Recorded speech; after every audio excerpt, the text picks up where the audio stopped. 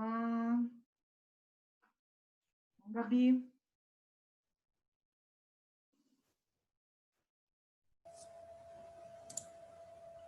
Boa noite. Oi, boa noite. E aí, turma? Boa noite. Como é que vocês estão? Tudo bem? Acabando de falar de vocês para a Viviane. Como é que tá o professor novo? Ah, ele é uma graça. É, Sim.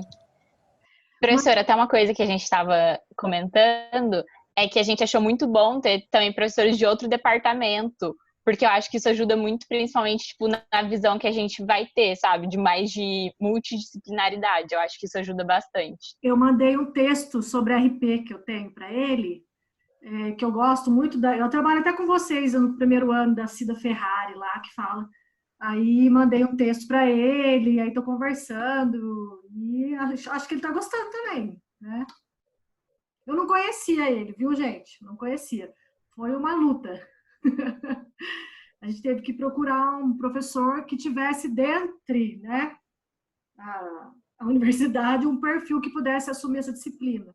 Não foi fácil. Depois que já estava tudo já funcionando, foi meio corrido, mas deu certo. Eu acho que a gente tem que recorrer ao nosso anjo da guarda, tem hora. E eu acho que eu tenho um anjo da guarda que me ajuda. Mas então tá bom, tá? Eu também estou por aqui, que precisar. Hoje conversei com a Marilísia, que é a presidente do Conherp, né? E aí ela me pediu para me ligar e a gente conversou. E aí ela falou daquele concurso do RP para quê, sabe? Então ela falou que para a gente, ela queria saber, né, como é que estava sendo o envolvimento do curso. Eu falei para ela que eu tinha na sexta-feira conversado com os professores de RP para a gente intensificar, né, a divulgação do concurso para vocês. É, e aí, não sei já se algum professor já falou, é que as aulas tiveram, não sei se vocês tiveram aula com a Andréia ou com o Felício. Eu acho que a André colocou o nosso grupo no Facebook só. É um concurso de um vídeo, né? É um vídeo, deixa eu abrir aqui certinho.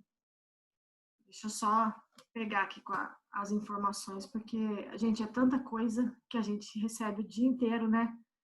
A gente mistura até as informações aqui.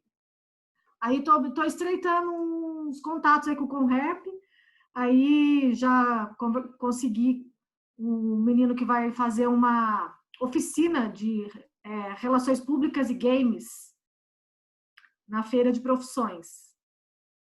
Aí eu falei para ela, se ele conseguisse vir para a Secom, seria legal também. Então tô vendo o nome de uns profissionais aí interessantes para estar com a gente. E quando que é essa compra, professora? Você já tem data, mais ou menos? É para ser agora no final do mês, só que nós estamos atrasadíssimos.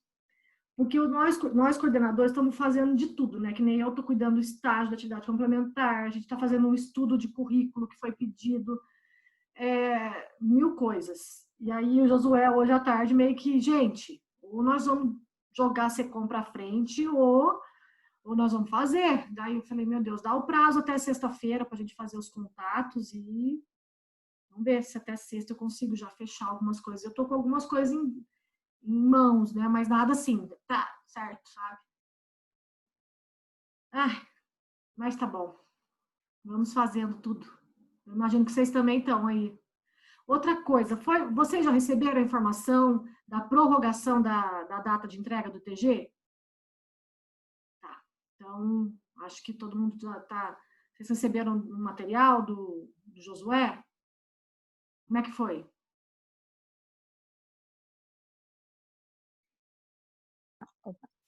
A Andrea tinha comentado com a Vitória, e Hum, daí depois que daí ela passou pra gente algumas informações, né? Aquele documento com o sim, cronograma, tudo certinho.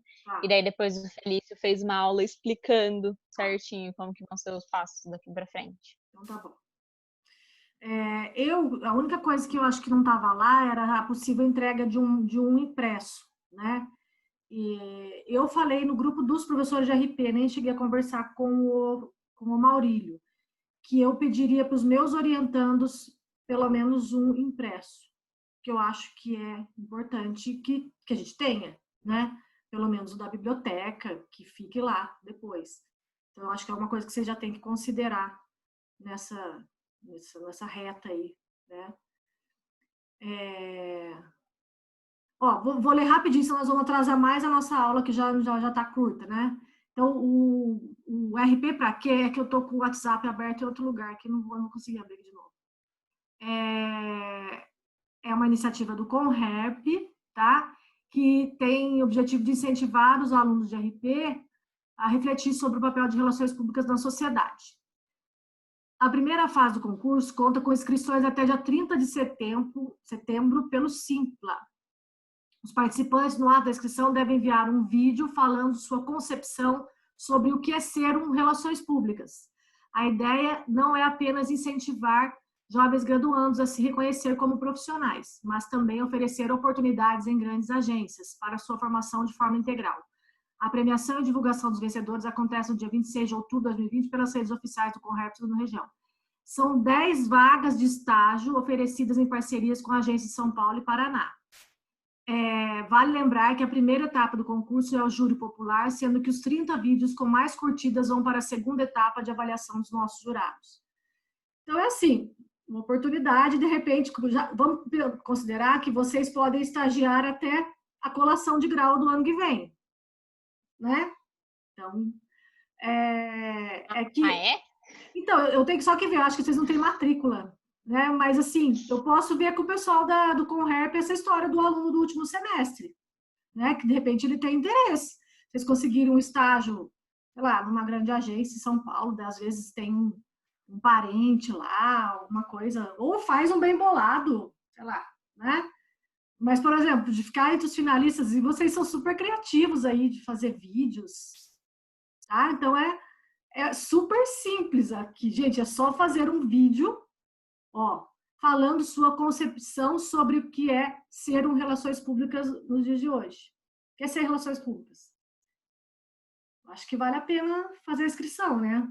Assim, dorme hoje à noite com uma ideia, à noite minha cabeça gira, assim. Amanhã vai que de repente você executa isso daí, tá bom? Ou então alguém do grupo aqui que queira muito, eu quero entrar nessa. Os outros ajudam, pensam uma ideia, tá? Eu acho que vocês têm condições de competir isso daí, tá bom? Eu vou mandar depois mais informações aqui para vocês. Aí, um super time de avaliadores, Ana Mansur, Ariane Feijó, Carlos Henrique Carvalho, Carolina Terra, só gente, né, legal. Guilherme Alves. Melhor amiga da Ana, professora. Então, o pessoal muito legal aí vai ser jurado para poder avaliar. E vamos, né, mostrar o nosso curso, né? A gente é aqui de Taubaté, interior, mas não tem nenhuma diferença com o pessoal de lá. Tá certo? Turma, então vamos começar? Eu vou terminar a aula, eu passo para vocês esse material para vocês pesquisarem. Então, a gente vai, né, continuar com as apresentações de hoje, tá bem? A gente está falando sobre crise e a gente precisa hoje finalizar isso, porque se a gente não finalizar hoje, não temos... errei aqui. Não temos mais aula para trabalhar esse momento aí, tá bom? Esse assunto. Então, a gente está trabalhando com o conteúdo do livro do José Forne, né? Por que escrevi Torne? É Forne. Gestão de crises em comunicação, e ele faz a classificação dos tipos de crise, tá? E a gente já falou das 3 primeiras, não foi, gente, na aula passada? Foi, Ana? Foi, né? Foi por ordem. Não precisa ser necessariamente a ordem. A Vitória tinha entrado em contato comigo que queria apresentar. Vi, por mim, pode começar já, para a gente já esquentando os motores aí. Tudo certo, pessoal? Tá bom, professora. Então tá, joia. Vocês preferem que eu abra a tela? Pra vocês se olharem? Ou tá bom assim? Você que sabe, professora, para mim tá bom assim. Tá bom? Você vai falar sobre qual? Então, meu grupo é eu, Vitor, Pedro.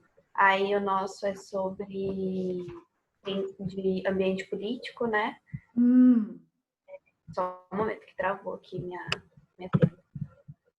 Se quiser que eu vá. Pode apresentar. mais do finalzinho. Não, se Né? estiver travado aí. É que daí crise de serviços públicos, são os últimos, né, que estão aí na lista.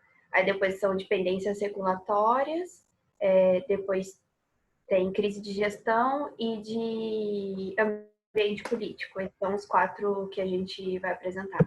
Tá, serviços públicos, pendências regulatórias, crise de gestão e ambiente político? Isso. Então, vamos lá? Pode começar. Nossa, está gravando? Tá sim, professora. Tá sim, Beleza. Posso ir, Vitória? Pode.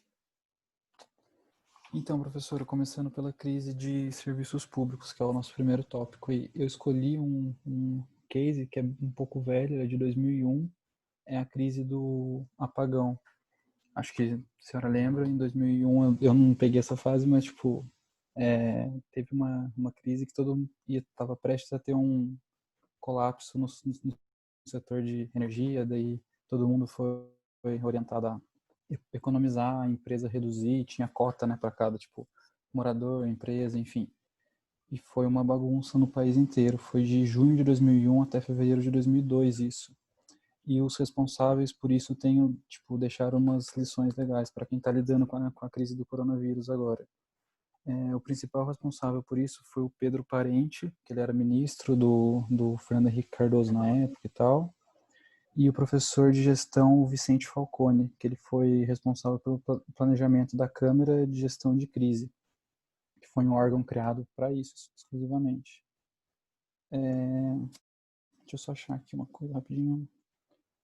Eles levantaram 4 pontos importantes que ajudam a gente a ver uma saída menos turbulenta para uma crise dessa. O primeiro ponto que eles tomaram desde que começou foram as decisões centralizadas, porque com essa câmera tudo saía deles, então assim, não tinha nenhuma controvérsia, nada. O Pedro Parente, inclusive, ele dava coletiva todo dia para falar quais seriam os próximos passos, então assim, a imprensa estava por dentro de tudo e tudo vinha deles, então não tinha nenhum desentendimento, igual a gente vê hoje no nosso governo, que cada hora um fala uma coisa, ou o ministro, ou o presidente, enfim. Então eles unificaram todo o discurso para poder alinhar tudo. Outra coisa que eles fizeram desde que começou foi estabelecer meta. Eles precisavam saber quanto que eles precisavam economizar para poder pedir para o povo colaborar com isso, né? E hoje em dia a gente vê que por mais que seja um vírus novo, a gente não entende como funciona, mas não tem isso não é tão quantificado isso do que o povo precisa fazer exatamente, e daí acaba se perdendo ao longo do tempo. Você vê que a quarentena flexibiliza, enfim, não é tão levado a sério. E na época, os próprios, esses dois, o Pedro e o Vicente, na casa deles, eles reduziram o consumo em 50%, sendo que a cota residencial era 25%, alguma coisa assim. Então, outro ponto é o exemplo que eles deram, que eles foram os principais nomes disso e reduziram o dobro do que uma pessoa normal precisava reduzir. E, por fim, o quarto ponto que é muito importante é a prevenção, que nisso, desde do momento que a crise estava pegando já, eles não esperaram terminar para anos depois desenvolver alguma política para investir nessa área. Enfim, foram criadas na própria época políticas de investimento nesse setor elétrico, né, de energia, para poder evitar uma futura crise. E isso, no tempo que está, tipo, em 2001, lá, com todo mundo criticando o governo, enfim, criar umas políticas assim, ajuda também a amenizar todo o caos que estava, e a coisa que a gente não vê hoje também, principalmente o exemplo e essa prevenção, né? E hoje o nosso governo, a gente vê que o exemplo não vem de cima então e eles cobram de baixo e fica meio complicado. E daí, com isso, em 2002, o Brasil conseguiu sair dessa crise, né? E virou um case de sucesso de crise de gestão. E é isso, Legal. basicamente, o resumo é esse. Eu não me lembrava, agora estou recordando das orientações. De fato, tinha mesmo metas, as famílias precisavam ter. Tinha meta residencial, empresarial, tinha tudo certinho. Verdade. A gente não dá para comparar diretamente, porque acho que são situações um pouco, né, diferentes, mas assim, Sim, totalmente. comportamento de figura pública a gente pode comparar, né? Uhum. Eu acho que isso talvez tenha sido o nosso maior problema com a crise nossa, né? A gente não ter aquela figura pública como a Referência, imagem, né? a reputação positiva em quem confiar, né? E aí vira tudo que virou, que está virando, né? E esses dois, desde, tipo assim, dos primeiros meses, eles assumiram toda a responsabilidade, deram a cara a tapa, então criou uma credibilidade muito forte neles. Eu vi algumas matérias que falaram que eles, tipo assim, tudo que eles falavam, o pessoal botava fé neles, então foi muito bom. Isso é importante, né? A crise ter essa referência, né? Uhum. Ainda mais em figuras públicas, serviços públicos, que afeta a vida de todo mundo. Né?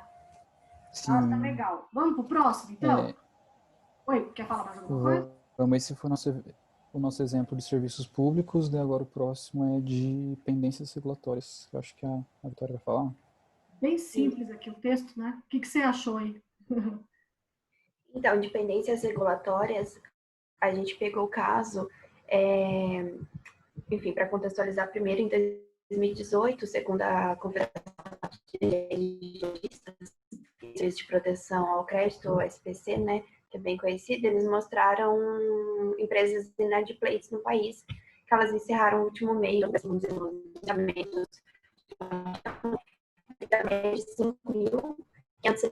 5.561,98.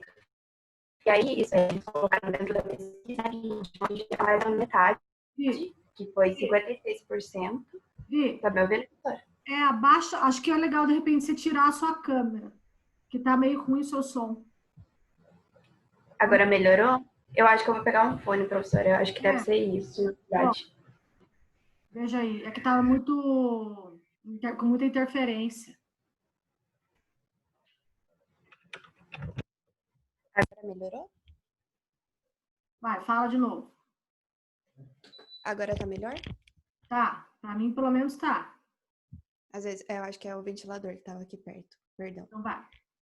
Dependências regulatórias, primeiro a gente pegou um caso que é de 2018, da O que Confederação vocês Nacional. entenderam por pendências regulatórias? Então, pendências regulatórias, a gente pegou questões mais de dívida pública, estava pesquisando mais nesse sentido. E aí, como o Vitor trouxe esse caso de gestão, antes todos os nossos cases, a gente foi pegando situações que poderiam ter sido agravadas ainda mais agora nesse contexto de Covid. Então, situações que já estavam antes e que hoje em dia a gente está vendo que está bem pior. Esse primeiro texto que o Vitor trouxe, a gente conseguiu a questão de deveres o governo poderia ter esperado a gestão nisso, nas ações, né, Tá no ruim de novo. comportamento. Tá ruim. Tá ruim de novo? Eu acho que é a minha internet, então, professora. Pode ser. Bom, vamos tentar. Melhorou? Melhorou. Ficou bom agora, melhorou. Vamos tentar ser breve, vai. E aí, dependências regulatórias, a gente pegou a questão da dívida média que as empresas... O Brasil tem muito na questão de comércio e indústria, mas a questão do comércio representa um lucro geral. E agora, na questão do coronavírus, da pandemia, a gente está vendo sobre as dívidas, sobre a questão do mercado mesmo, sendo muito abalado. E aí, em 2018, o mercado já estava sendo abalado. Então, eu acho que realmente agora a situação geral que nós estamos vivendo é algo que já está há muito tempo sendo debatido, igual dentro da pesquisa que a gente viu, o indicador feito pelo SPC revela que o setor com maior crescimento no número de empresas negativas foi de serviços. E a segunda maior alta ficou com o comércio. E depois o setor industrial. Então, a maior parte das dívidas que geraram a negativação foram contraídas no ramo de serviços, que daí englobava banco e setor financeiro.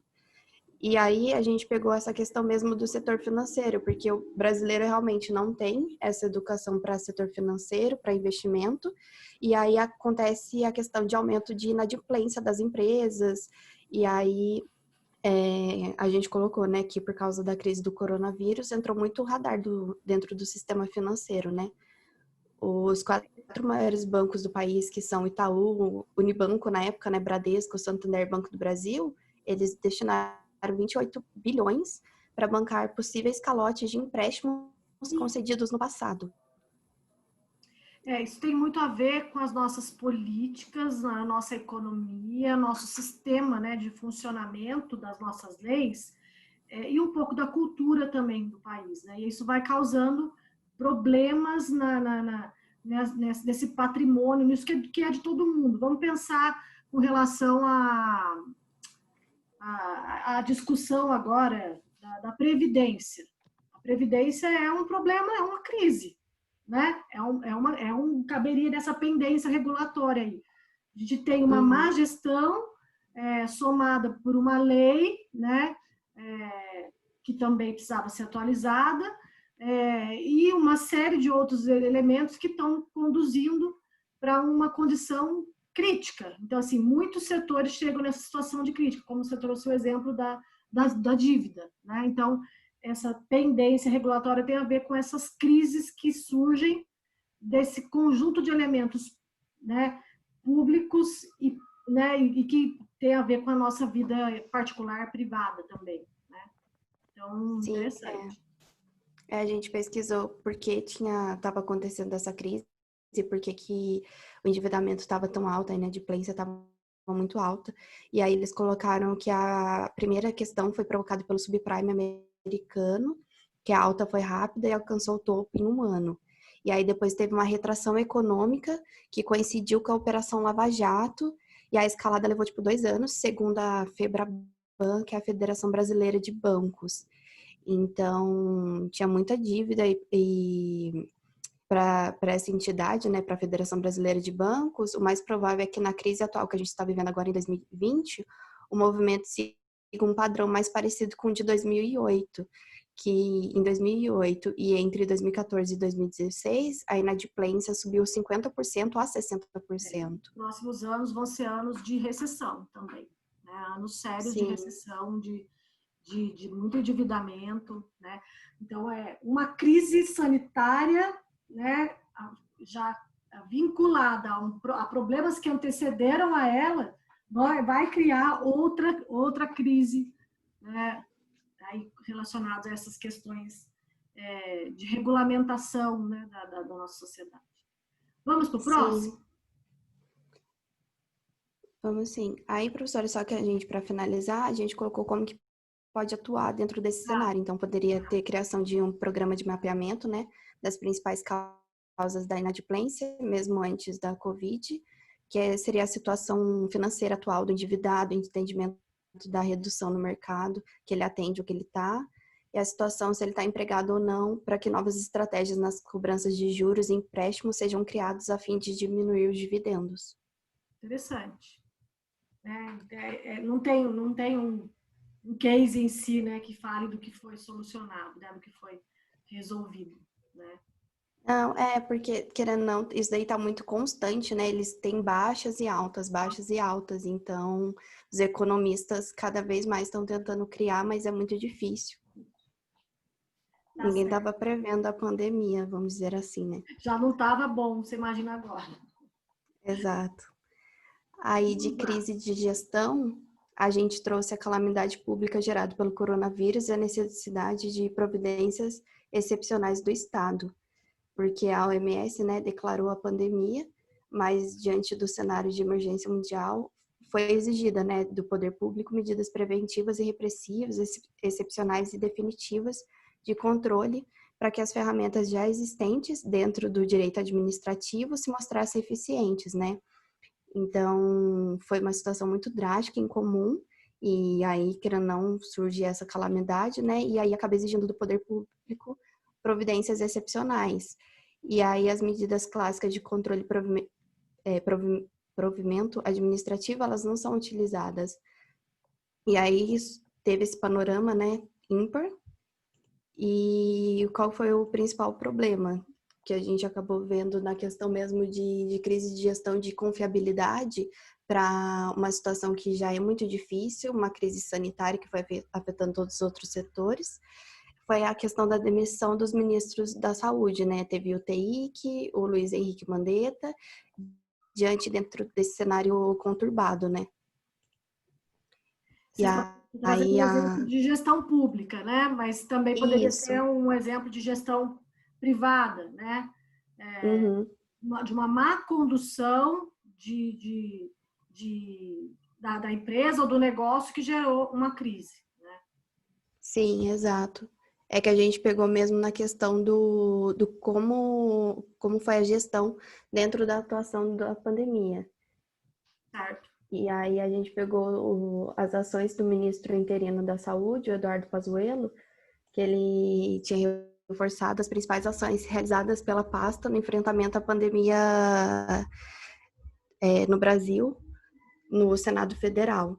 Então, durante a apresentação, ele ressaltou que a pasta tem trabalhado com transparência em relação às ações realizadas sobre a doença, mas ele detalhou aos parlamentares, né, o andamento de cada recurso destinado pelo governo federal para combater os impactos nos estados, nos municípios e no Distrito Federal.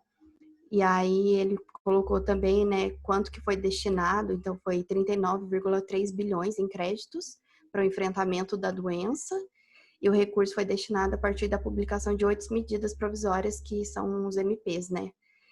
E aí depois teve um montante adicional de 138,9 bilhões previstos na Lei Orçamentária Anual de 2020, aprovados pelo Congresso Nacional para esse ano. Só que o cenário que a gente tem é de pouca confiabilidade no governo, diante de muitas incertezas em vários campos, e não foi vivida ainda essa situação enfrentada nesse século, né? E tem muita pressão e busca de solução e aumento de casos, enfim, não só aqui no Brasil, mas no mundo todo.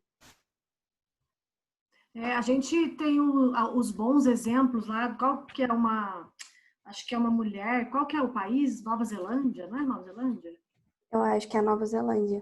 Né, que ela conduziu, né, ela gerenciou e, sobretudo, né, ela conseguiu transmitir, né, mais confiabilidade, seria o bom case, ao contrário do que, do que a gente está falando, né?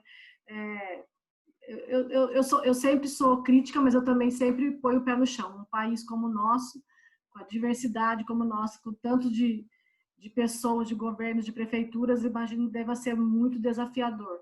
Mas a gente tem que olhar nos bons exemplos, né? Nas boas práticas também, né? Como gestora pública, né? Ela assumiu uma autoridade diante da crise que foi muito legal. Sim, sim. O tamanho é totalmente diferente, né, do Brasil. Tipo, um estado no Brasil é a Nova Zelândia inteira. Vamos, o último agora é ambiente político? Isso, aí o Pedro vai falar. Então tá bom. Oi, professora, boa noite, tudo bem? Tudo. Gente, vou tirar o slide. Ah, tá, beleza. Vou abrir vocês, vai.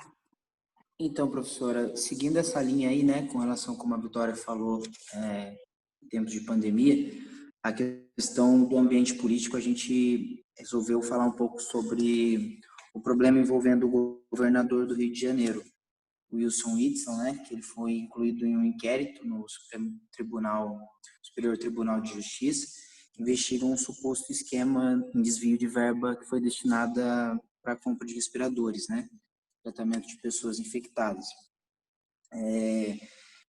Essa operação está sendo conduzida, né, principalmente pela Polícia Civil, e o Tribunal de Contas também do Estado também está apurando o caso.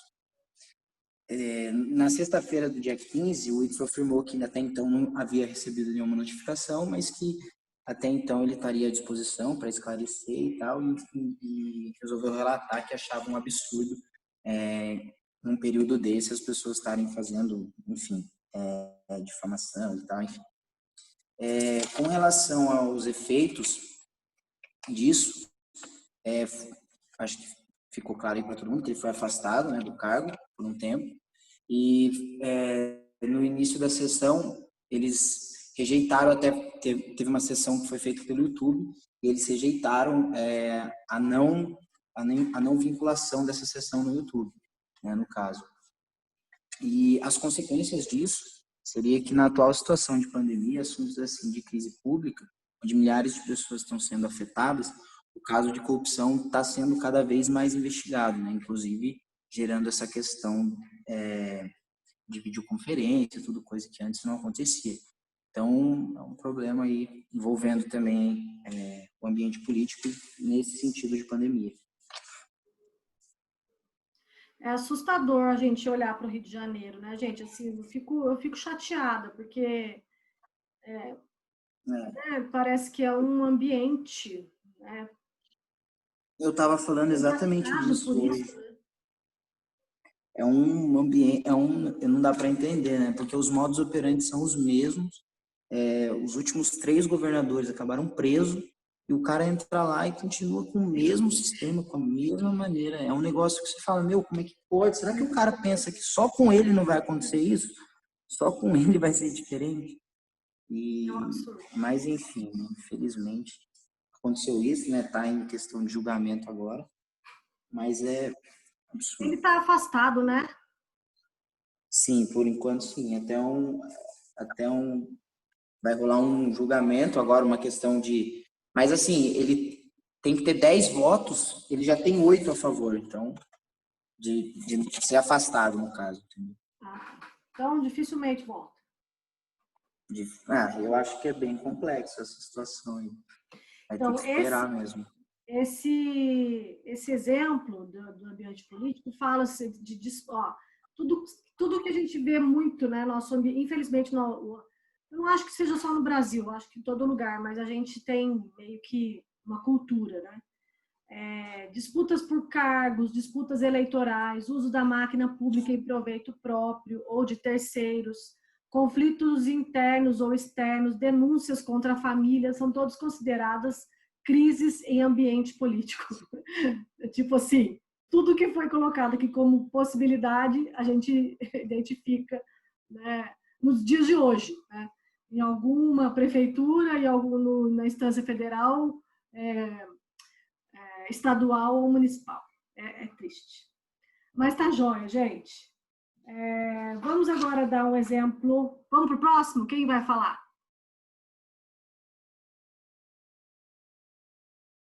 Professora, eu posso falar, mas a minha dupla, a Giovana, não entrou, eu não consegui falar. Quer dizer, eu perguntei para ela se ela vai conseguir entrar, ela não me respondeu. Respondeu? Tem alguém que queira? Eu posso falar, porque a Nath está sem poder falar. E a minha dupla. Então eu posso falar. Ela teve problemas dentários de siso. Ela foi operar o siso. Exatamente. Então, vamos deixar a Mavi? Daí a Mavi terminando, a gente... Porque daí às vezes vai que a Giovana entra. Dá um toque nela lá. Gente, só para lembrar, essa nota já é uma parte da nota parcial. Então, depois eu preciso que vocês mandem para mim por e-mail. Não precisa ser nada muito elaborado, mas pelo menos os temas e os cases de vocês, de repente, tá? Algum link, uma coisa, porque depois eu vou contabilizar como trabalho feito. Tá bom? Tá bom. Então, vamos lá. Então, primeiro a gente vai falar do contencioso jurídico, que são as crises que podem estar relacionadas tanto a um processo legal ou com a lei, né, que uma empresa recebe. Um dos atuais exemplos que a gente tem é o Zoom, que é a plataforma que estamos usando, porque no começo da pandemia, né, quando o Zoom explodiu, teve um aumento enorme, teve muitos usuários que processaram ele por conta do alto índice de vazamento que o Zoom teve com dados pessoais. Então, teve muito processo, até hoje ele tem muito processo, só que eles, assim, eles nunca se pronunciaram. A gente procurou em site, tudo, nos sites oficiais deles, nos canais dos representantes deles, eles nunca se pronunciaram sobre, e a gente não sabe também até hoje se eles foram ou não resolvidos esses problemas, né? Porque eles, o máximo de pronunciamento que eles... Oi? Meio que passou batido pela empresa, né? Passou batido, assim, uma vez o CEO falou que não era nada sério, mas foi, tipo, esse pronunciamento, foi uma coisa muito informal, não foi nenhuma nota, nada do tipo, mas até hoje esses processos rolam, a maioria em sigilo. E isso significou muito prejuízo financeiro para os usuários, teve muita gente que teve a conta de banco invadida, eu fui um caso, inclusive, uma semana depois que eu baixei o Zoom, não sei se teve relação ou não, se foi só uma coincidência, mas entraram na minha conta e fizeram 2 pagamentos que eu nunca tinha feito. Um chegaram a fazer e outro programaram. Então, e o banco nunca me ressarciu, falou que não era culpa deles. Então, a gente nunca vai saber, né, qual vai ser a procedência do Zoom, que está em fechado, né, está em sigilo. Mas foi uma coisa que aconteceu e teve um prejuízo para eles também, porque muita gente deixou de usar. A gente até em aula mesmo, não sei que turma que era, a menina falou que perdeu várias aulas, porque, na verdade, a mãe dela era funcionária pública e ela foi instruída a não usar o Zoom, nem ela nem a mãe, porque no computador continha coisas muito importantes. Então, isso foi até um prejuízo para o Zoom, que foi um contencioso jurídico, mas que acarretou na imagem também, numa crise de imagem. E também nesse sentido de contencioso jurídico, gente, eu tô com um problema para falar essa palavra, contencioso jurídico, também podem se relacionar com ocupação de instalações de grupos ativistas, venda de ativos ou até mesmo falência. Um dos exemplos que a gente tem muito próximo é a Daruma, aqui da região, que teve 76 milhões em dívida e por isso teve falência obrigatória, decretada pela Justiça. Então, uma outra crise de contencioso jurídico que a gente pode ter. Não é só processos externos, mas coisas assim internas da empresa. Eu fui pesquisar aqui, a palavra contencioso tem a ver que pode ser um processo oriundo de diversas áreas, cada um tendo suas próprias características, utilizando os mais diferentes ramos de direito. Então, contencioso é um processo que alude a tudo que possa ser passível de contestação, de disputa ou de conflito de interesses. Então, é uma contestação que vem do outro lado e vem juridicamente, né, por parte desse lado que se sentiu, vamos dizer assim, prejudicado. Tá? E aí, nesse caso da Daruma, esse lado pode ser visto como o Estado, né, que foi quem teve as dívidas deles, deviam 76 milhões em imposto. E aí eles foram obrigados a fechar. Aí, além disso, a gente tem a crise de imagem também, que é o tipo de crise que eu acho que, assim, a gente que é RP, precisa trabalhar como assessoria, é o que mais vai ver, né? Da outra, o outro tipo de crise que está com você, né? Isso, que é a imagem. A gente tem imagem e tecnologia. Tá. Aí, a de imagem, eu acredito que quem for trabalhar com assessoria é o que mais vai ver, né? Até porque a gente é meio que contratado para fazer a imagem da pessoa. E ela pode ser um dano à imagem ou reputação da marca, seja uma marca profissional, como uma empresa mesmo, ou uma marca pessoal. Como marca pessoal, a gente vai ter a Pugliese como exemplo, que, na verdade, né, ela tem uma trajetória muito extensa com esse tipo de crise, mas ela sempre se recupera, porque a equipe dela deve ser maravilhosa, e se envolve em outra polêmica. Ela já teve muita crítica com um vídeo que publicava fazendo treino, por exemplo, sendo que ela é só blogueira fitness, ela não é educadora física. Já teve problema com dieta, sendo que ela não é nutricionista, ela já deu várias dicas de dieta, de emagrecimento. Já teve muitos problemas com pais, porque ela falava para as meninas, adolescentes, mandarem nudes para as amigas, e se elas engordassem, a amiga deveria vazar o nude dela. Então, ela teve muito problema nessa questão também com o público dela, porque ela tem um público muito novo. Então, ela falava coisas que não tinham a ver com a faixa etária que ela deveria atingir. E aí, por último, que a gente teve dela foi essa do coronavírus, que eu não sei, eu acho que todo mundo chegou a ver, né? Que ela deu uma festa na casa dela, logo após ela ter tido coronavírus, postou várias fotos e falou, abre aspas, foda-se a vida. E para isso foi uma coisa muito, muito grande, né? Ela recebeu inúmeras críticas, ela perdeu todos os 17 contratos que ela tinha de patrocínio. Ela, assim, zerou todos os contratos dela. Todas as marcas fizeram notas de repúdio com a atitude dela, falando que não iriam mais se associar a essa imagem. E essa foi a crise atualmente maior que ela sofreu, tanto que ela ficou 3 meses fora da